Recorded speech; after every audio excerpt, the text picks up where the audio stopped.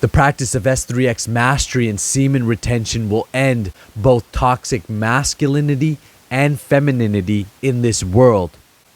These toxic movements that are happening are destroying our society and the very fabric of the family core. And me and you, as men of sexual mastery, of men of semen retention, we're able to end it. And I'll share with you how and why in this video.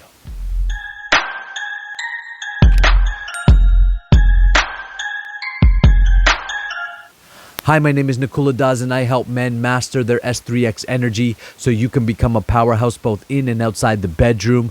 Go to the link in the descriptions below and take the free S3X transmutation guide. This is a free program I put together so you can get started on your journey to S3X mastery today. As you practice semen retention, you are going to naturally balance the masculine and feminine energies within you. And as you balance these energies within you, you're going to be able to see how they're out of balance in this world. So we had a movement of the feminist movement, which was asking things for like the right to vote, to have a voice, equal pay. And personally, I can get behind those things. I don't believe at all that women are our property, or that women should just blindly follow men, especially if men are not leading in a positive, good way. Why should they blindly follow? Would women naturally follow men if men were doing the job that they were designed to do? I believe they would, because why wouldn't they? It's natural. If a man is out there providing, producing, protecting, he's a powerhouse man in his own right.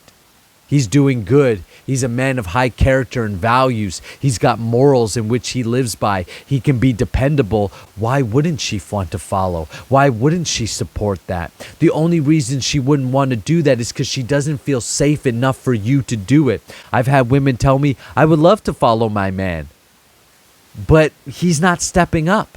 And of course, as men, if we mistreat women, if we lie to them, exploit them, we encourage them to do things that aren't healthy for them, for our own pleasure and gain, then eventually they won't want to trust us. They won't trust us.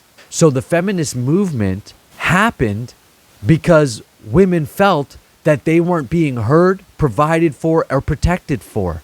And so we had a rise of a feminine movement.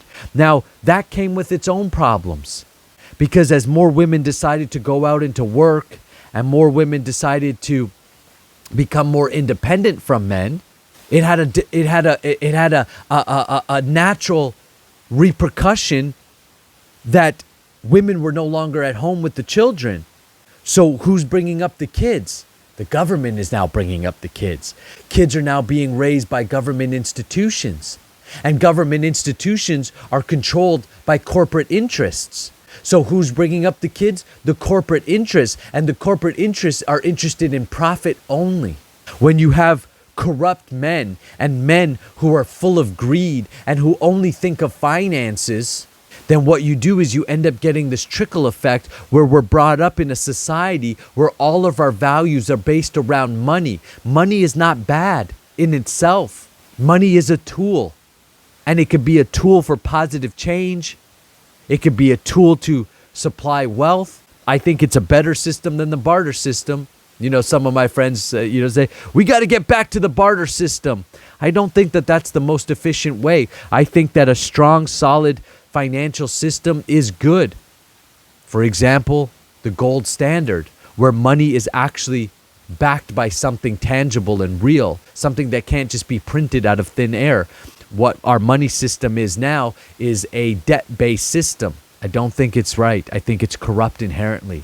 As men step up in their own self-discipline and control, then naturally we begin to shift our consciousness to women. We don't just see women as S3X objects to exploit for our own pleasure. Yes, you can have a great S3X life. Yes, you can enjoy S3X in a marriage, in a committed relationship. But when we're watching prawn all day and we're buying hookers and we're going to strip clubs, that's exploitation. No wonder women won't feel safe. And we can slightly or subtly exploit women by manipulating them. Look at the entire beauty industry and how it manipulates women, constantly hearing the message, you're not pretty enough, buy this makeup, you're not good enough, buy this, your hips are too big, they're too small, your face is too thin, your face is too fat. This constant messaging of how you are not pretty enough, you think that doesn't have a psychological effect on our women? Of course it does. As men of values, we wouldn't be promoting these type of things or rewarding the behavior that goes along with it. You know, one of the guys that I really look up to is Bob Marley. You know, Bob Marley had such a deep spiritual side to him. And one of the things that, Bob Marley, and he had different women, and, we can argue whether he was, the right man to look up to or not. But I like to see the best in everybody. I truly do. And one of the things that Bob Marley used to encourage the women in his life was, don't wear the makeup. Just be who you are. That's beauty. That's the way God made you. I think that's a wonderful message. As we practice semen retention, you'll be able to see women in a new light. You'll be able to see them as friends, as sisters, as mothers, as daughters, and not just as S3X objects.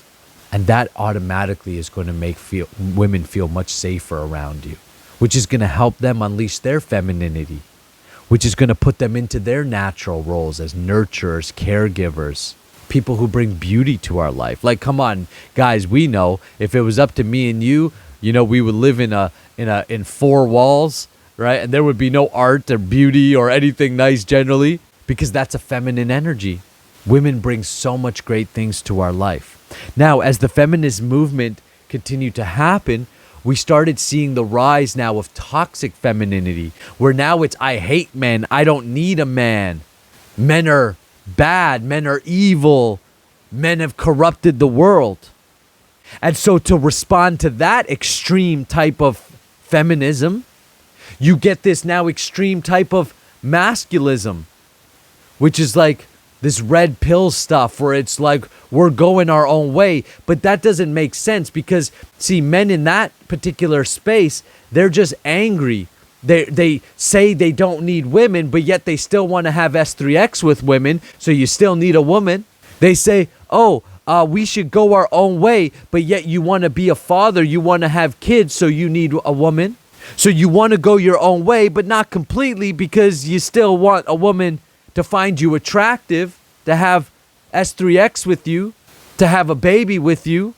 You see, the extreme of both doesn't work. It's finding the truth, the reality, which is we're complementary. We're complementary. Masculine and feminine go together. Man and woman go together. That's biologically true. It's psychologically true, and it's spiritually true. Matter and spirit go together. They're one thing happening. They're two different components of the same thing. Oneness and separation at the same time, or unity and individuality at the same time. As we practice S3X control, semen retention, no FAP, transmuting this energy, and aligning and harmonizing the masculine and feminine within us as men, then naturally we can see that this whole red pill thing and being angry at women or being derogatory to women isn't going to work. It's not working. It just leaves a lot of angry, frustrated, discontent men who have this illusion of masculinity and being like, I'm strong and I'm this and a woman should just follow me because I'm the man. Well, no, not if you're an idiot. Why would she follow you if you're full of hate and anger and trauma? But what if you're a healed man? What if you're positive? What if you're loving? What if you're nurturing and strength? Don't take those things to be weak. Those things are real strength. It takes strength in this world to love. It takes strength in this world to forgive. It takes strength in this world to be self-controlled and disciplined. It takes strength to go against the mainstream culture, to establish good, healthy relationships. You see, as men, as we do this, then naturally women will feel safe. They'll say, this is my man. He doesn't exploit me. He doesn't treat me ill. He's not going to beat me. He's not getting drunk or he's not lazy and just sitting around all day. He's a great provider. He's a great protector. He's a producer. She'll find that attractive. And naturally, she'll feel safe to be in her feminine energy. So she can bring beauty and pleasure to your life in a natural way. Family life is a beautiful life, and it is the fabric of our society. Toxic masculinity and toxic femininity, which are the extremes, they break apart family life. And that's the game plan from those who wish to be tyrants, who wish to rule the world and control everyone and put them into their weird vision of this utopia which they're going to create. This is already a utopia. We just have to align with it. Nature has already created it. God has already created it to be amazing. We just have to get in alignment. And that means, as men, being in our true nature, disciplined, focused, strong, providers, protectors, producers, men of value, men of character, men of high morals. Those things will hold the family together, and strong families will make strong communities, and strong communities will make strong cities and states and provinces, which will make strong nations, and strong nations make for a strong world. So do the work. If you're ready to do the work and you're ready to transform your life, then book a call with me. I love to share with you the process of the Powerhouse Man training and how you can be a catalyst for positive change through this training by developing yourself, how you can impact your finances, your health, your relationships, and your spiritual life in a deep and meaningful way. And go take the free resources. Take advantage of what you can. Make sure you subscribe to the channel, hit the bell to get notified, and me and you will continue to grow together.